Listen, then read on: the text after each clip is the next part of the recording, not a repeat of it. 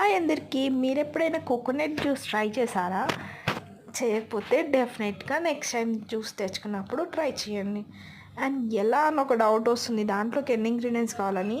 అవేం లేకుండా సింపుల్గా కొబ్బరితోటి చేసుకోవచ్చు. మనం ఎలా అయినా కోకోనట్ బాటిల్ తీసుకున్నప్పుడు ఆ కొబ్బరి వస్తుంది కాబట్టి ఆ లేత కొబ్బరి వాళ్ళని తీసిమంటే తీసిస్తారు కొంచెం.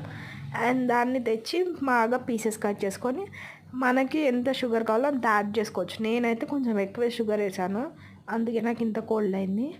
మీరైతే కొంచెం షుగర్ తగ్గించి వేసుకొని కొన్ని కోకోనట్ వాటర్ పోసి ఫస్ట్ పేస్ట్ చేసుకోండి. మరీ ఎక్కువ కాకుండా నార్మల్గా పేస్ట్ చేసుకొని నేను వీడియో తీసేలోపు మా హస్బెండ్ తాగేసాడు సగం. ఇంకా కొంచెం మిక్సీ వేసుకున్న తర్వాత మళ్ళీ దాంట్లో మనకి ఎప్పుడు ఎన్ని జ్యూస్ కావాలో అన్నీ పోసుకొని తర్వాత గ్లాస్లో ఐస్ క్యూబ్స్ తీసుకొని దాంట్లో ఈ జ్యూస్ అనేది యాడ్ చేసి మనకి ఎన్ని కోకోనట్ వాటర్ కావాలో అన్నీ యాడ్ చేసుకోండి. తర్వాత మన దగ్గర కాజు బాదాం ఉంటాయని నేనైతే అవి ఏం వేయలేదు, ఎందుకంటే దీని ఫ్లేవర్ ఇలా తాగితేనే తెలుస్తుంది. ఇంకా కొన్ని కొబ్బరి పీసెస్ యాడ్ చేసుకున్నాను.